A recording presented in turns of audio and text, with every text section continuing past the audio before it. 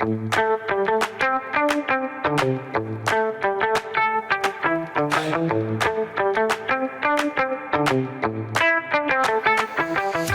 everyone, and welcome to the DGT for February 23rd. We have with us today Rocque Perez, who is running for state senate in LD20.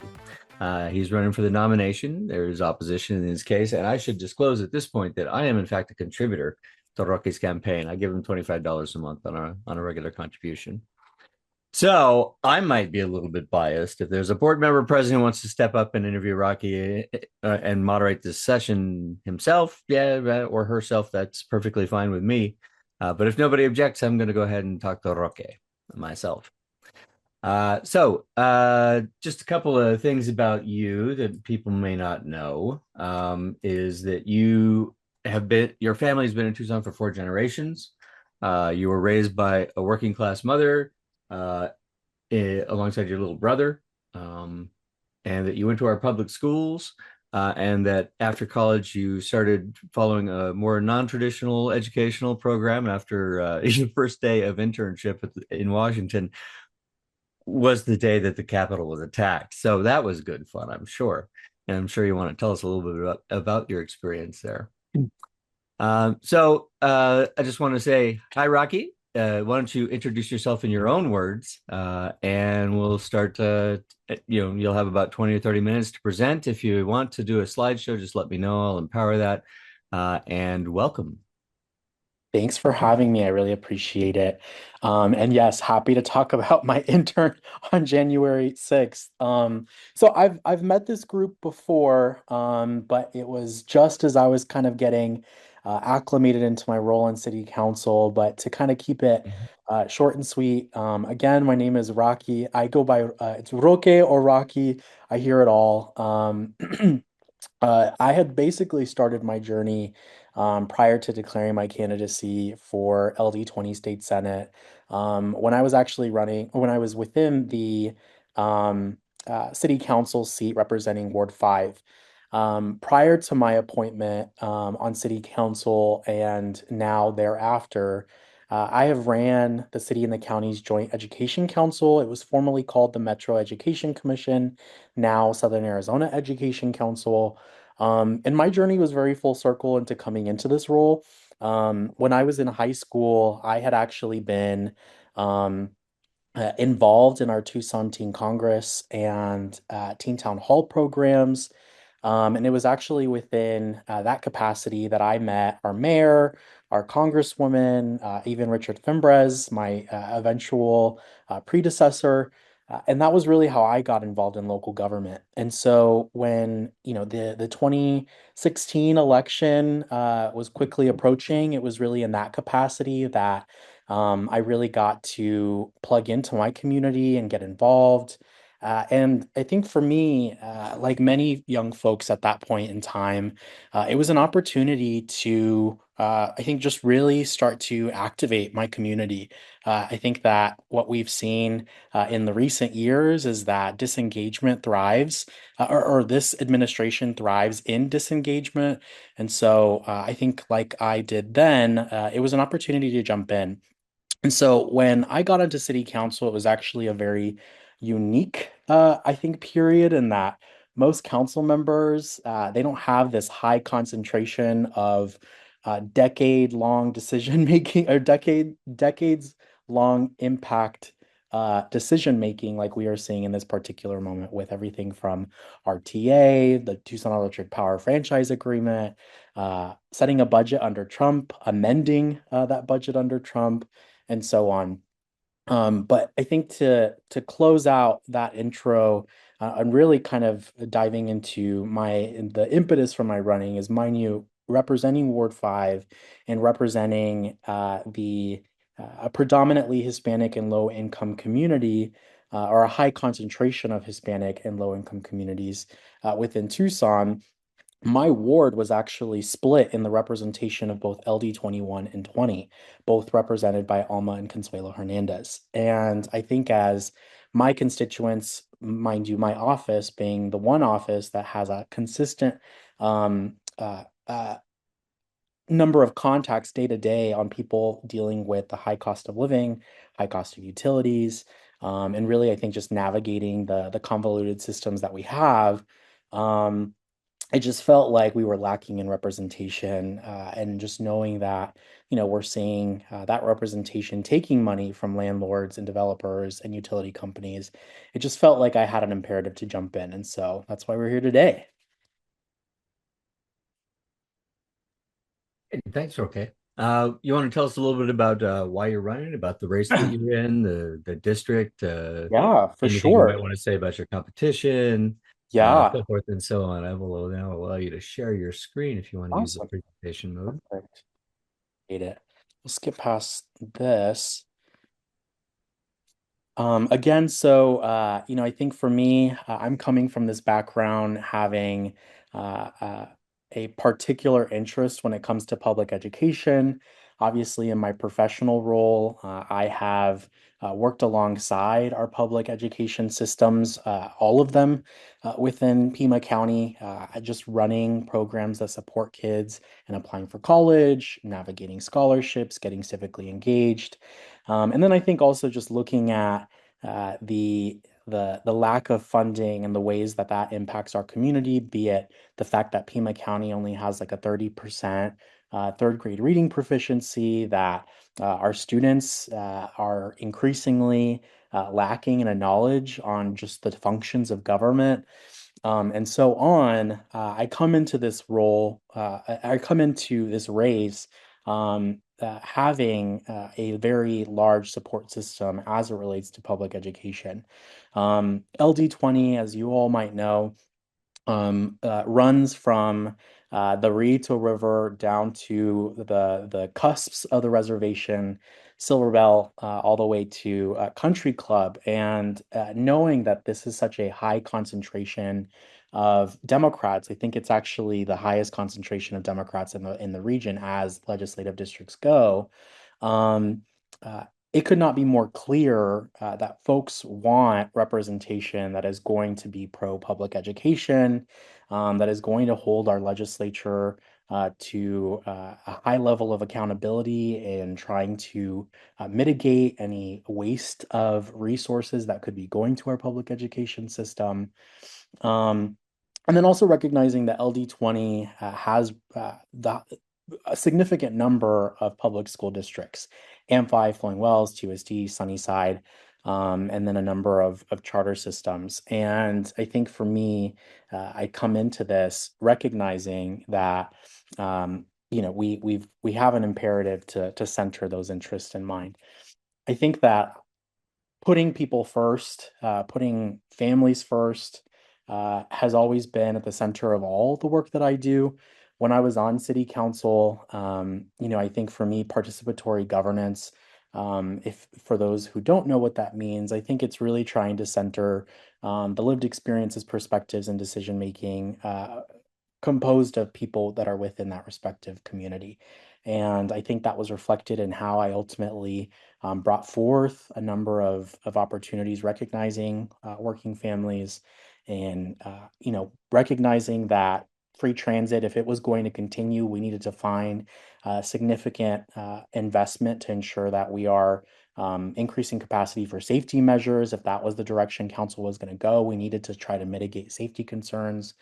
The unprecedented decision on rejecting a data center, recognizing we're still, trying to mitigate a budget deficit, but weighing all that we have to look forward to in terms of our water future, protecting our free speech on schools and college campuses, and then I think just trying to really consolidate the decision making as it relates to our unhoused crisis and the opioid crisis that we're experiencing right now. And so, as I was on council, it was very obvious to me that the county board of supervisors and the city council were very fractured in the approach to supporting our unhoused neighbors and really trying to find resources. And so I was the one that actually called for the joint meeting of both Pima County and the city of Tucson. And so I share all of that in that for me, I think looking ahead at the legislature, centering those lived experiences and expertise, I think are incredibly important when we have a legislature that is not uh, centering real science or the average experience of Arizonans, both in their district and across the state. And then I think knowing that the ways that they have inhibited local government and being able to address real crises on the ground as it relates to housing, homelessness, and substance misuse prevention. Um, I think for me, across my time on council, just in that short stint alone, you'll really notice that I elevated a lot of interest relative to public infrastructure, our small businesses, nonprofits, and then just overall community empowerment. And I think that that's ultimately what we need in representation, both in the chamber and outside of it. Um, the hallmark of, I think, my time on council was that I had the opportunity to invest pretty significantly in our South Side. I had designated about $500,000 into nonprofit projects, small businesses, community infrastructure, um, both as a result of uh, I think, born out of recognizing the historical disinvestment on the South Side, but also that a number of those programs, our senior meals program, as an example, were undercut as a result of Trump's decision making and then a lacking number of resources at the state level. So I share all of that in that, I think that as I've kind of outlined here, um, we really need folks that are on the ground and actively engaged on what's happening in our district.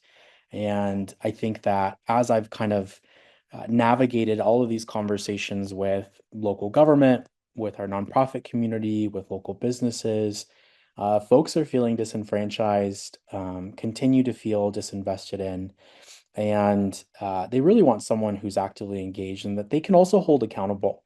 And so I think looking at my opponent, again, it's Alma Hernandez. Alma is 8 year now serving representative in the House of Reps. She is terming out alongside Sally Ann Gonzalez, and the two of them are going to be flipping into each other's seats. And I decided again to jump in. Um, not out of a long-term aspiration of serving in that seat for the rest of my life, but I think as a clear imperative that Tucson really does demand better representation. And again, knowing that Alma, thus far, just in the quarter reports that we have for the first filing of this year, you're only seeing corporate contributions.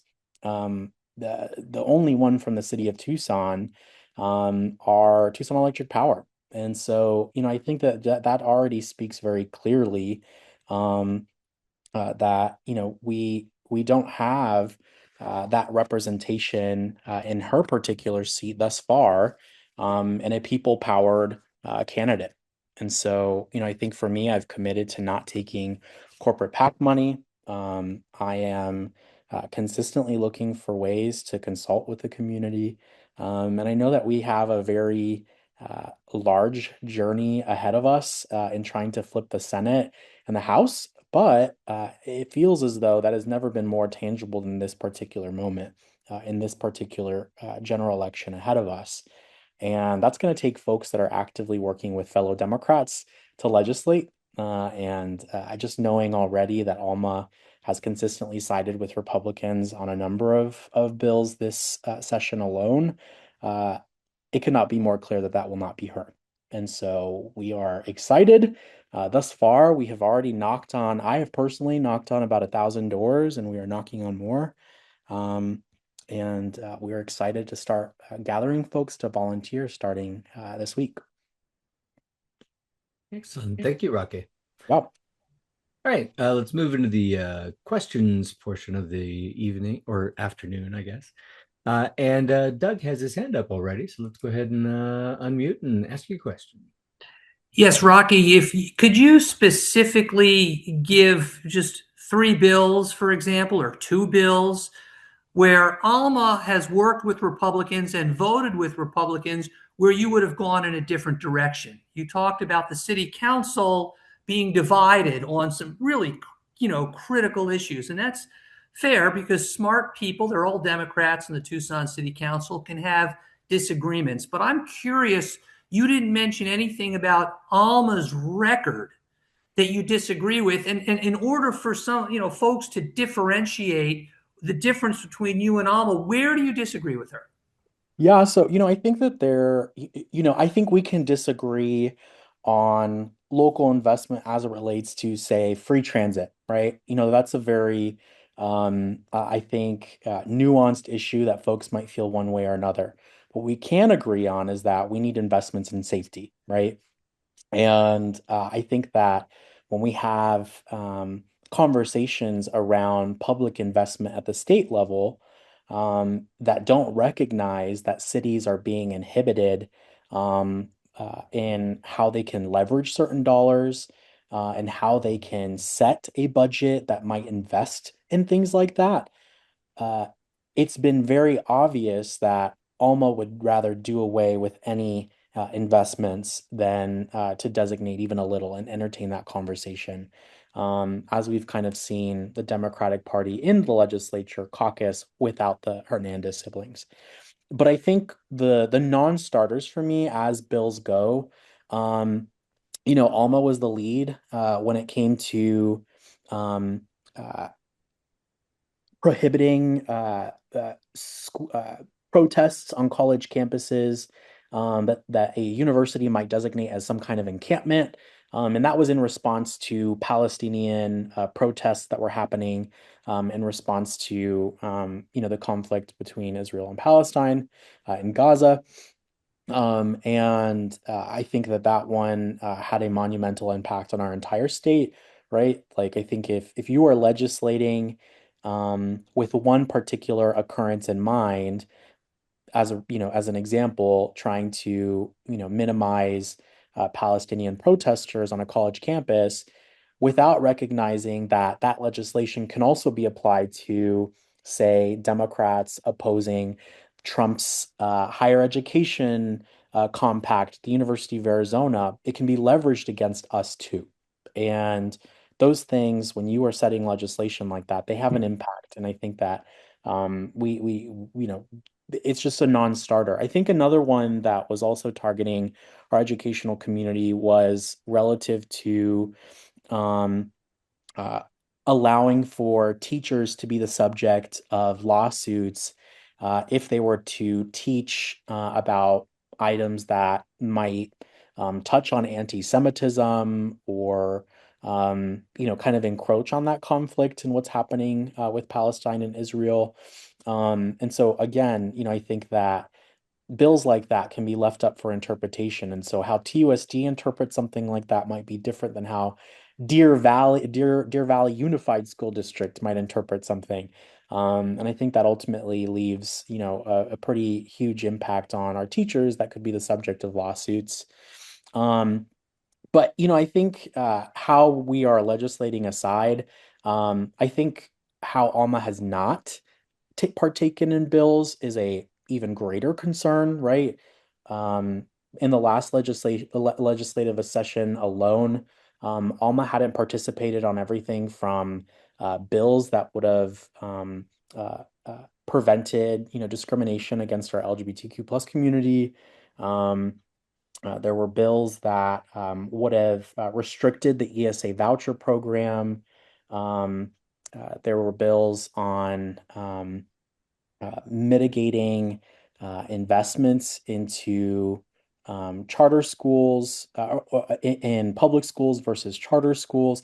I think there was just a lot of things that were antithetical to what Tucson would expect out of its representative when, we're wanting these very obvious things within our own community. And so, I think that those are just, a handful of the things that come to mind.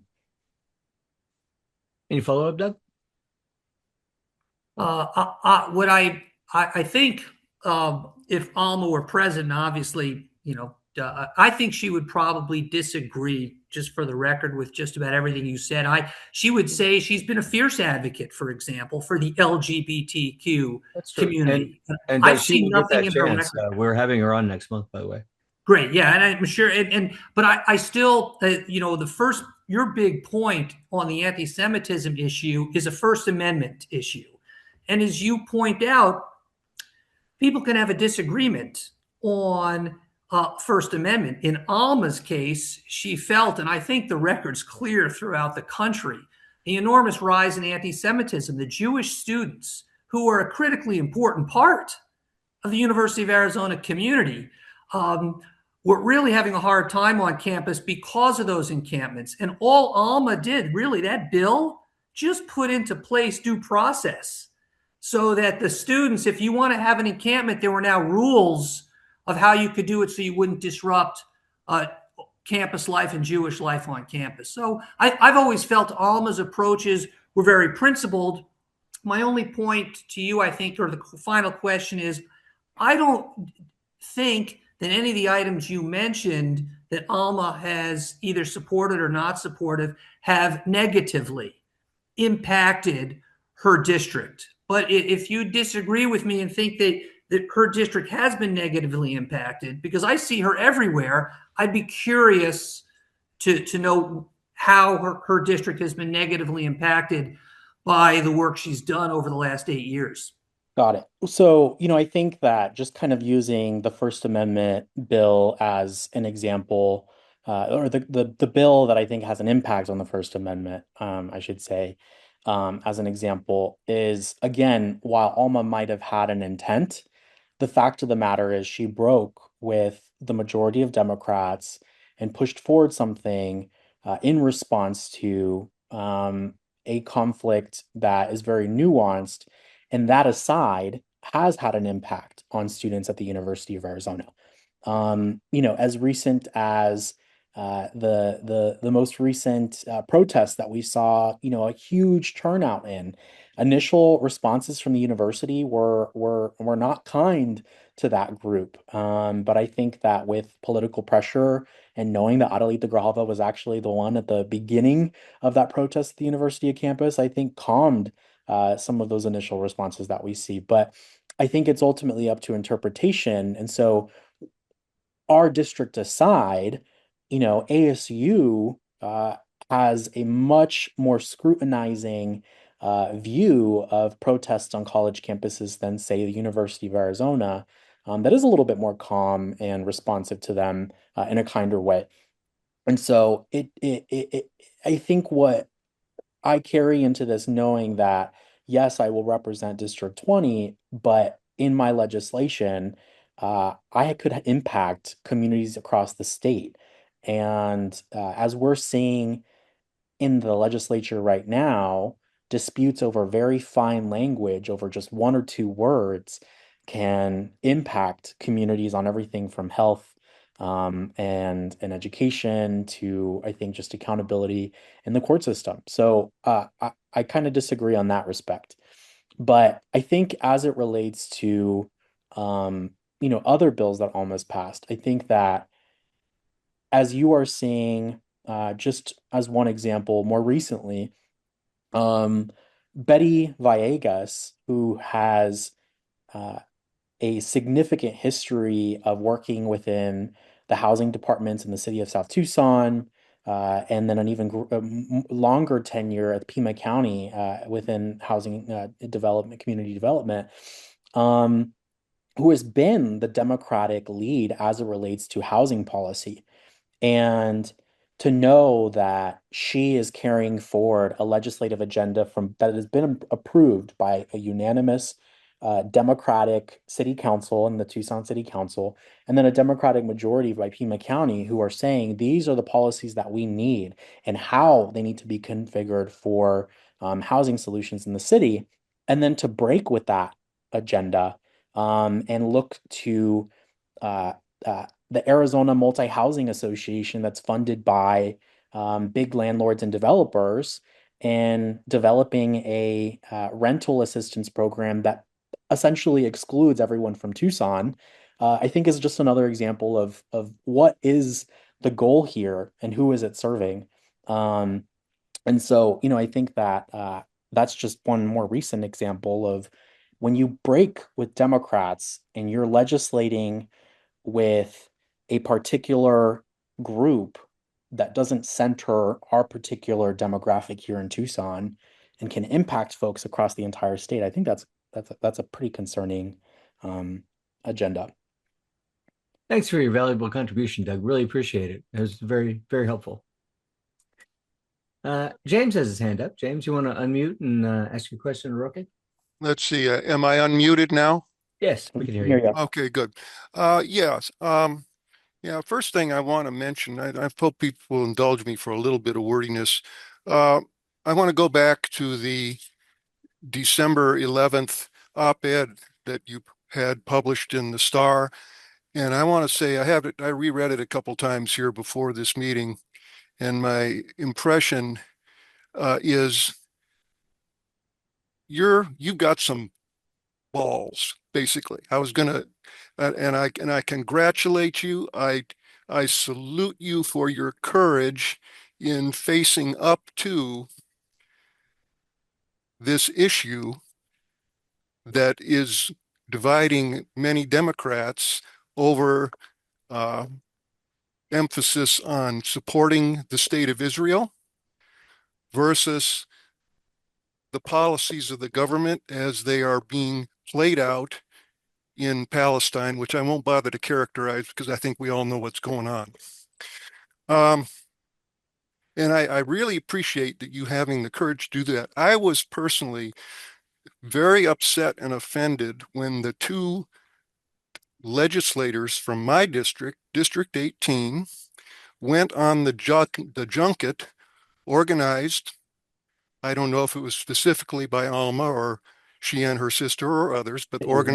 organized by that uh, pack uh, in the middle of the legislative session to take somewhere between like 6 and 10 legislators away on this junket. Uh, I thought it was completely irresponsible. I think it betrayed a divided loyalty that demonstrates exactly the point you were trying to make about a failure of representation in your district. So I really salute you for having the guts to speak up about this and make it an issue. Thank you. I appreciate that, James. I want to I recognize what you're talking about in, Alma and Consuelo did organize, a pretty significant trip of Democrats and Republicans to Israel, and I understand, why she did that in that particular moment. But to play an advocate of LD18 Democrats, it, it, I'm not opposed to folks taking a trip to learn, right? I think to your point of it happening in the middle of a legislative session, I think it's really important to recognize that a majority of those legislators were under the impression they would not be missing committee meetings, only to find out that it was intentionally communicated to them that committees would not be taking place during that time frame, only to realize thereafter that they would, and Democrats missed a pretty significant vote, a number of votes during that time. And so, I've heard a lot about that, and I know that the LD18 Democrats were also very upset to have been misled in going on that trip. But I appreciate your thoughts there. Any follow-up, James? No? All righty. Bridget has her hand up. Gonna go ahead and bring her up here and go ahead and unmute and ask your question. Oh, you're still on mute, Bridget. Sorry. There you I'm are. wondering if you can describe the history of your advocacy for reproductive justice and tell us why. Yeah.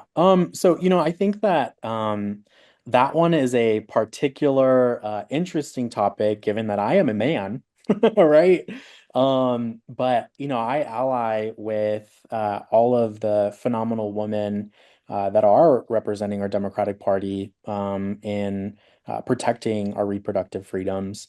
I think that, if I were in the legislature, I would find myself supporting Stephanie Stahl Hamilton, who has been our huge champion in reproductive freedom on the House side, right?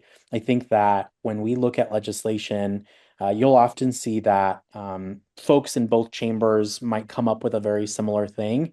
I find it of greater importance to ally myself in iterating phenomenal legislation that we see in one chamber and replicating that in the other side. Because if we, I think, find ourselves at an incongruence, we miss opportunities to really collaborate and push things forward as a united front. And I think you'll notice that I talk about the party a lot. I think it's very important that we collaborate. But speaking specifically to that issue, reproductive freedom, I think, is very important for me, regardless of me being a man, and that, my family has benefited from it greatly. And it's also been impacted by some of the attacks on it personally. Um, it's just a very real experience that I was actually just talking with my mom about today was, in 2023, we had actually been going through a really rough journey and putting my younger brother through rehab. And, my mom had been experiencing a lot of depression during that journey. She'd been experiencing a lot of depression during that journey. Um, and unfortunately, my mom had experienced an assault by a male who, unfortunately, had gotten my mom pregnant during that period where we were actually not able to seek services in the state of Arizona. And it was heartbreaking to be on that journey. And mind you, I'm a total mama's boy. So when mom is not doing well, I am not doing well. And to know that my mom had to go to Mexico 2 times, and the first time that she had gone, she had been under the assumption that she was going into a clinic, only to realize that it was a very hyper religious facility that actually tried to get women to not seek out abortion. And then, to come back totally traumatized from that experience. And then getting services later on at a subsequent session that just did not go well, I think was just a very real example of how women have to go out of their way and still, could be suffering at the hands of folks with, ill intentions in other countries at that as well. And so, I think that's a very real issue for me, despite not being one that, I feel will champion be the sole person to champion that legislation, but I think I will find myself being a pretty significant partner to those that do. I do meet very regularly now with the Reproductive Freedom Group, and I'm going through a lot of that training as to what imperatives we have as a party to push forward, even though we already have some legislation in place, but increasing that access, I think, is still incredibly important ahead. Thank you very much for sharing all of that. That's critical. Thank you. And I'm sorry you had to experience all of that, and your mother as well. But you obviously know the reality and you won't forget it for Yeah. your family or anyone else. So thank you. Yeah. Thank you. Thanks, Bridget. Okay, just a reminder, if you want to ask a question live, go ahead and raise your hand by using the raise hand button or the react button at the bottom of the screen, depending on what format you're using. And we have some things going on in the chat that I want to refer back to. Let's see, it's oh.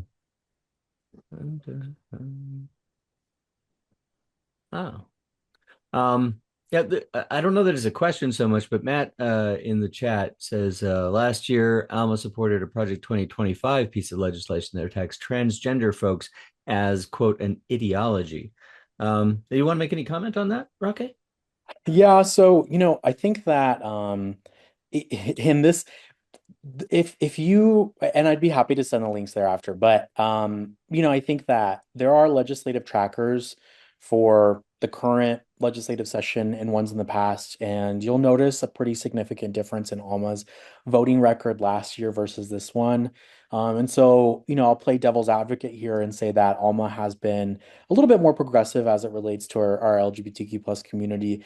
But I think when we were under the height of our attacks, when Project 2025 was at its height in Trump's first, 100 or so days, um, Alma did caucus with Republicans on legislative material that would eventually come to attack our LGBT plus community.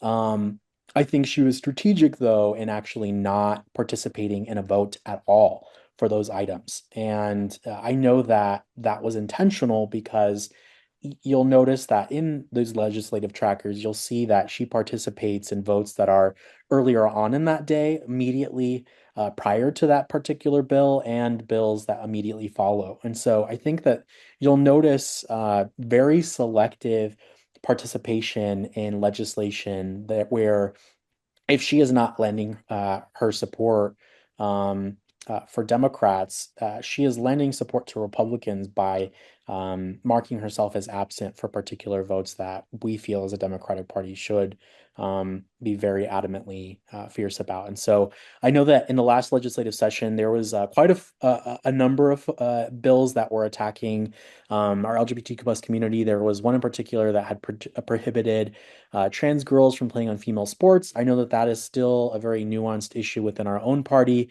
But there was also bills relative to bathrooms, relative to recognizing pronouns in a classroom, in as late as college classrooms, and as early as obviously elementary school. So there was quite a few, and I know that she was one of two Democrats that did not participate in those votes, the other being Consuelo. All righty. Let's go ahead and turn it over to Susie Anderson, one of our board members. You have a question, Susie?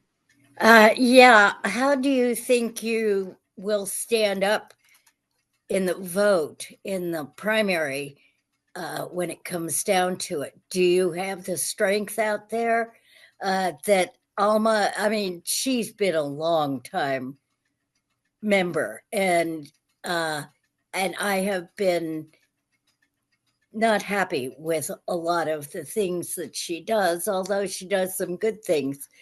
How do you stack up so far for the primary? So I'll answer that by a couple of measures. Just for historical awareness, mind you, in every race that she has ran thus far, she is one of two seats for the Legislative District 20, mind you. In her first race, I'll speak to those that actually won. In her first race, she was up against Andreas Cano for quite a couple of years, and then eventually it was Betty Villegas. In those primaries, I think she's had to run 4 times for a total of 8 years. And there was only one instance where she came out on top at the primary level. And so, mind you, this is the first time where she's running for a Senate seat, and there will only be one candidate that prevails. And so I think that that's important to recognize there, right? But as organizing goes along this campaign trail, I'm canvassing every single day. As of Saturday, I officially reached my own personal passing of 1,000 doors. And I think that, I think what we have seen lacking in a Hernandez campaign at all levels, right? Because they've ran for just about everything at this point. Um, was I think just a lacking organizing strategy. And I think for me, it's not necessarily a matter of knocking on as many doors as possible, but I think it's just trying to connect in a very intentional way. And so if we hadn't made our way to your door, we will, I promise. Um, but I think that that speaks loads. I think that aside, as community connection goes, again, I am alongside all of our public school districts. Even though I am not in council, I am still connecting very regularly with our elected officials on a number of local issues. And I'm thankful to have a pretty significant amount of support from our officials on both the Pima County Board of Supervisors and the city of Tucson. And we'll be rolling out those endorsements pretty soon. But as those go, many of those folks are people that you've had on this show before. And so I think it's very important to have, party support, to be active and knocking on doors. And I think I'm really excited to see how things turn out. Well, I will thank you. say, I Yeah. think I'll close that by saying, as money goes, Alma will outperform me. And I think that is an inherent part of accepting a lot of money from corporations. And so, I'm sure that that will be a point of conversation as we kind of go ahead. But we make do with a little. We've done a lot with a little, and I think we'll continue to do that. Well, thank you. I am so pleased. Your name is new, but it's making some really good noise, and I thank you for that. Appreciate it, Susie. All right. Again, a reminder, just raise your hand using the react or the raise hand button at the bottom of the screen to ask your question live. If you don't want to or can't do that, you can, of course, put your questions in the chat and I'll voice them for you. Well, we did promise people, Rocque, that you were going to talk about your experience on January 6th. So let's go ahead and do Oh, that. yeah. Yeah. Well, so when I was actually at U of A, I was working in the Office of Government and Community Relations, and my portfolio kind of ranged across different community projects, and it was a really phenomenal opportunity, just knowing that I again wanted to work in education, and I'm an administrator at heart, and so very technical, and it was a really awesome experience. But unfortunately, as the pandemic was, uh, uh, you know, in its early stages, I was eventually laid off in the tail end of 2020. And when I was looking for other opportunities, I decided, I might be taking a step back from a professional role and going for an internship, but I figured, DC was going to be an awesome journey. And so I had applied for an internship, a press internship with then Congressman Tom O'Halloran. And I was super excited just knowing that I'm a geek on, a lot of the committees that he held. I think it was education, technology, and the environment. And was super excited to kind of talk about all those things. And so I flew to DC at the beginning of the new year, and I think it was a Wednesday, would have been my first day. Was getting ready to head out to the Capitol. He was actually not stationed in the Capitol itself, the nearby building, but that complex. And it would have been my first day, and unfortunately, decided not to head in. And we stayed for a couple weeks and then tapped out after that. If you don't recall, Kirsten Sinema was the second to last senator that was to speak on the Senate floor.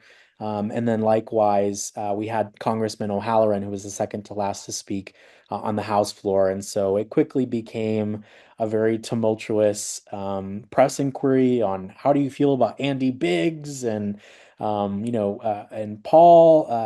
in the House and all these things. And so I tapped out. But luckily, U of A brought me back full time and got to work on some really awesome stuff. But yeah, that was an interesting experience that actually I think was really what started a very non-traditional learning experience and professional experience as well.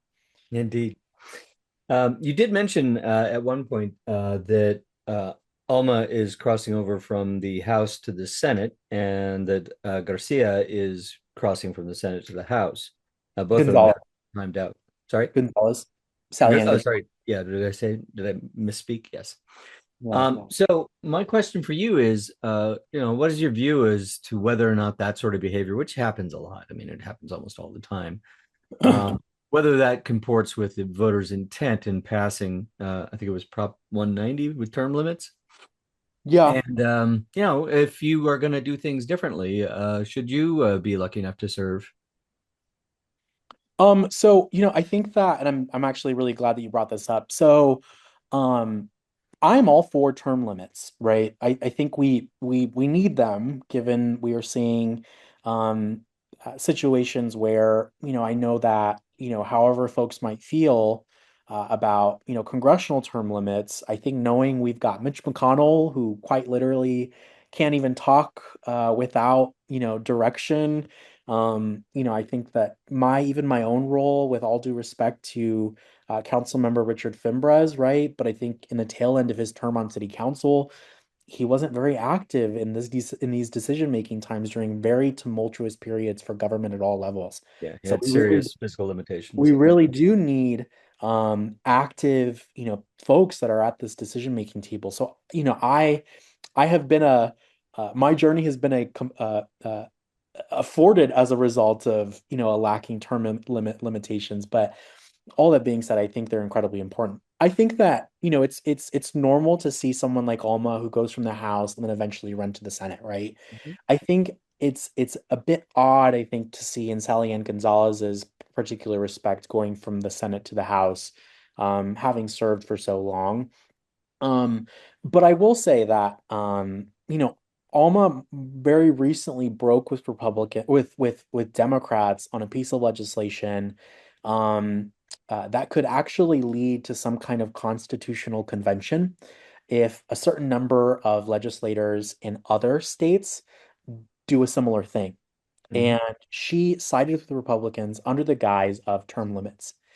And I think that could be, some vendettas towards the Grijalvas, obviously, given what happened with Raul. But all that being said, I think that, it's incredibly important issue, but I'm not quite convinced that that's one that Alma has an interest for. And I personally will say, I don't want to spend my entire 30s in the state ledge. I think that, I'm excited to jump in and represent Tucson fiercely for however long it takes. But I don't think folks should be there for decades. It's quite odd. Um, so. Does that answer Uh, your question? that's up to you to decide. Um, James asks in the chat, and I think it's relevant to the issue of our voting system and its incentives that it has on people. How do you feel about ranked choice voting? I think specifically, at the state level, which we can control, not the federal level, which we can't.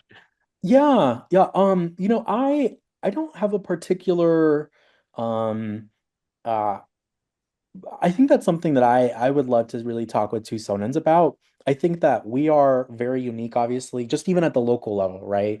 Knowing that our primaries are divided by jurisdiction, but our general elections are open to the entire city. I think Tucsonans might have a very unique perspective on ranked choice voting, but I've seen it work. I've seen it work in different ways, in very different ways, in everything from California to New York. And so I'm not opposed to it, but I'd be interested to see, what might make the most sense for Arizona and what Tucsonans really feel about that.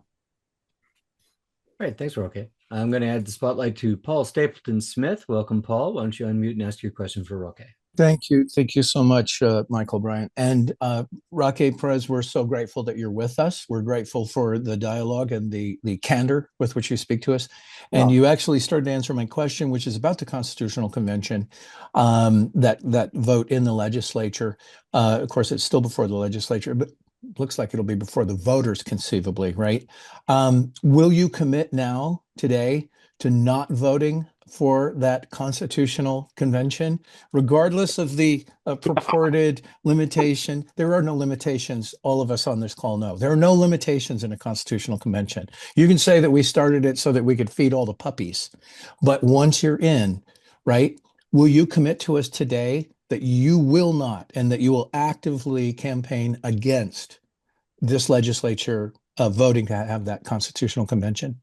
Absolutely. Thank you. I hadn't known because as the legislation goes, it's communicated, it was communicated to folks that it's about term limitations, right? Right. Or at least that's how she communicated it to folks. And I was like, oh, well, that's not bad.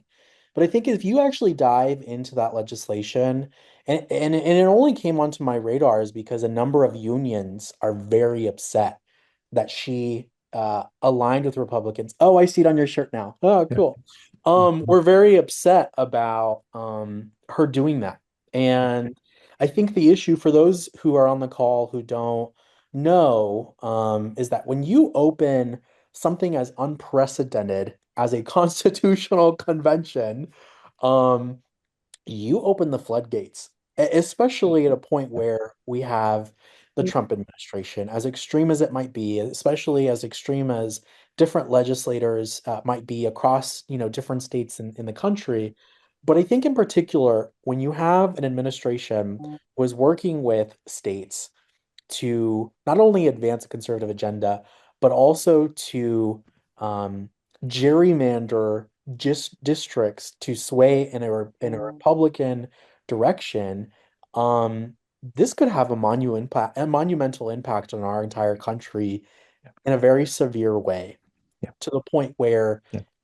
again, if it's that unprecedented to have a constitutional convention to come about in this particular way, who knows what could happen? And so, yeah, Yeah. I absolutely am opposed to that, and we'll be covering that a little bit more in the very near future.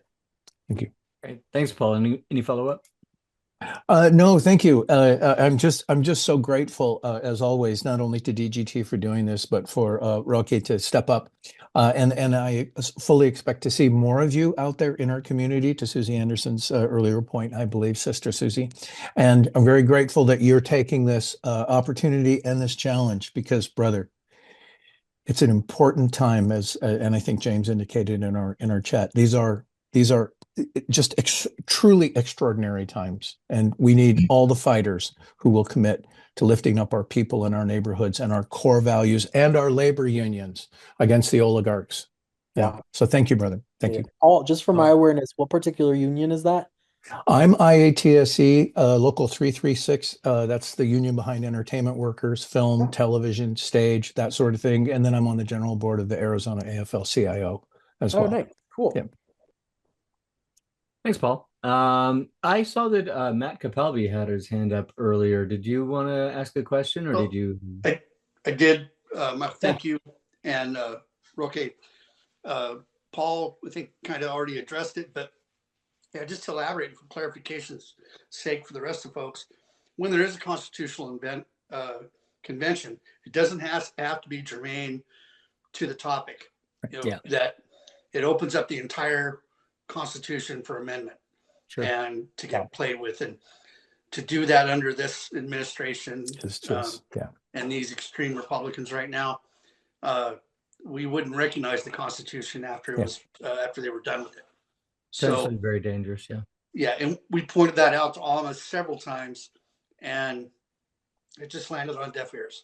I think it's important to note too that this isn't coming from every single state across the country. It's coming from specifically extreme, legislative bodies in states where it's very obvious that there is an underlying agenda here. And so I actually find it really infuriating, knowing that the cost could be so great. Like there is no defending that in any respect.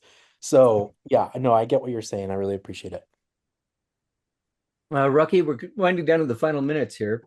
So one of the things I wanted to ask you is, yesterday on Instagram, I saw that Alma had teamed up with the slate, 3 women candidates for the 2 House seats, and Alma herself, of course, for the Senate seat. And there are other incumbents that are not on that slate, and that's Betty Villegas. And so I'm wondering how you view that move to slate up a team of 3 that excludes one of our currently serving incumbents, and why you think that might be. Yeah, so again, I've touched on Betty earlier here.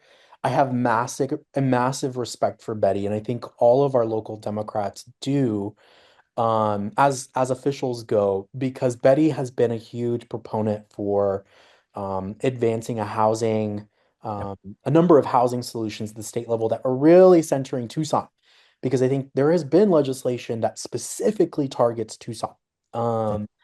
And I think that, as you've seen, if you haven't already, Alma has advanced legislation alongside some Republicans, driven by the Arizona Multi-Housing Association. It's a very conservative group of developers, landlords, and rental property owners, things like that. And it directly undercuts some of that legislation that we're seeing coming out of the Democratic caucus in the House led by Betty.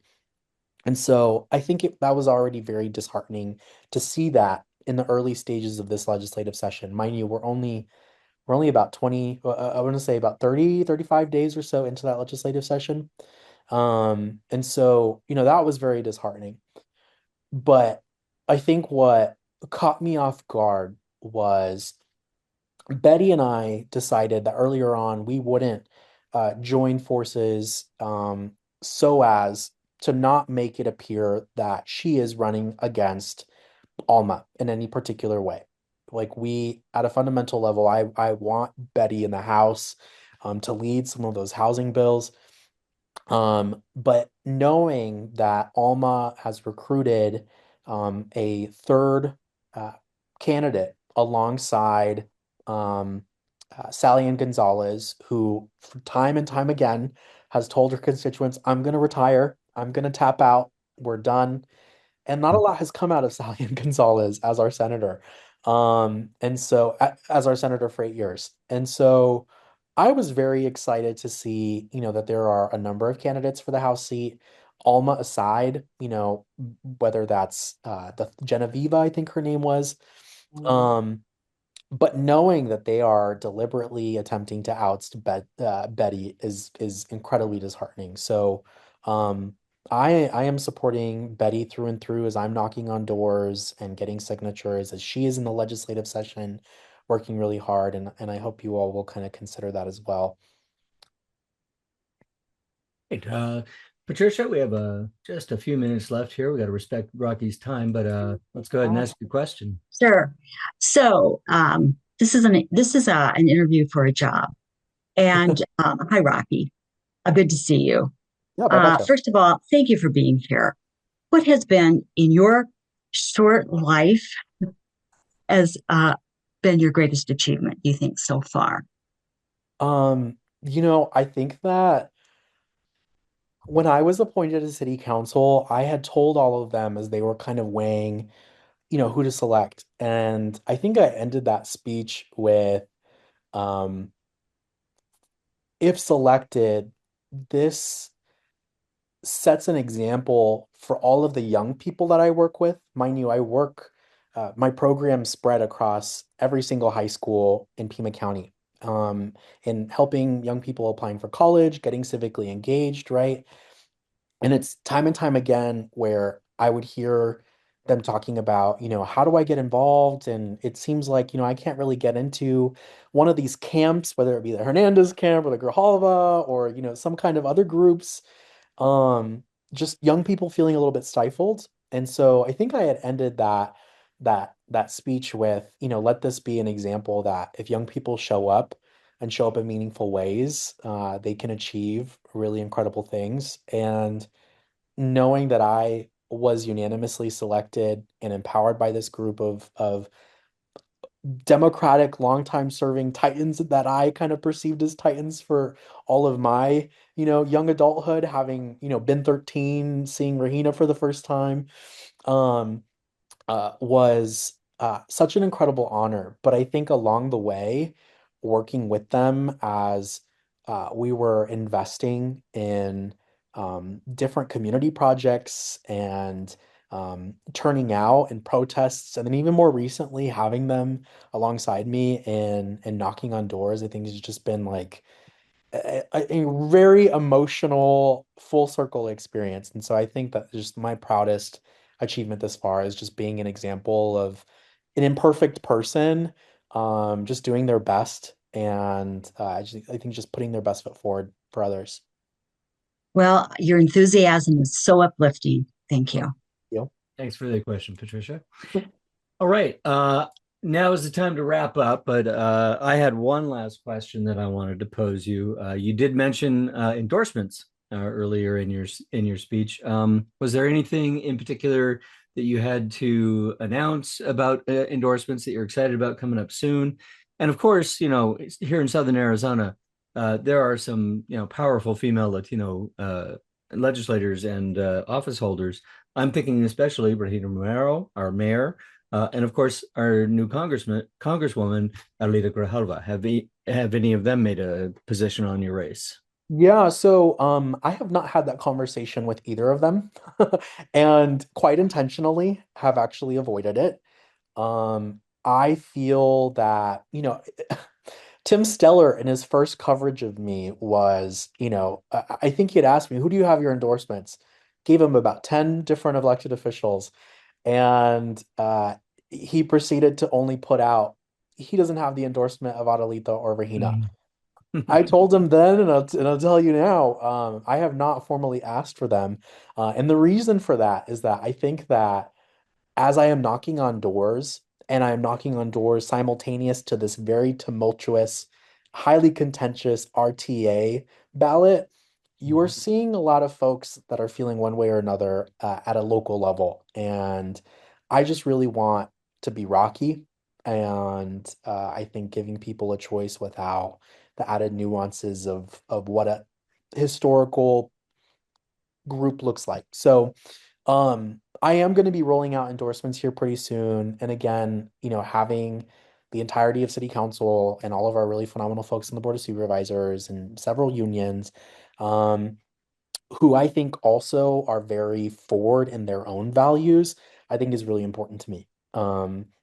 So those will come out. I would obviously love to earn the endorsement of you all, but would obviously love to share some additional material thereafter. Again, I think you said that you were going to have Alma on. It might be important that that you have that opportunity to hear from her. But what I will commit to you after this meeting is sending you all an email with a legislative tracker that looks at Alma's record on bills, both this legislative session and the last, and then a little bit about just the comparison and contrast there. But I really appreciate you all for the time, and I hope that you guys will consider.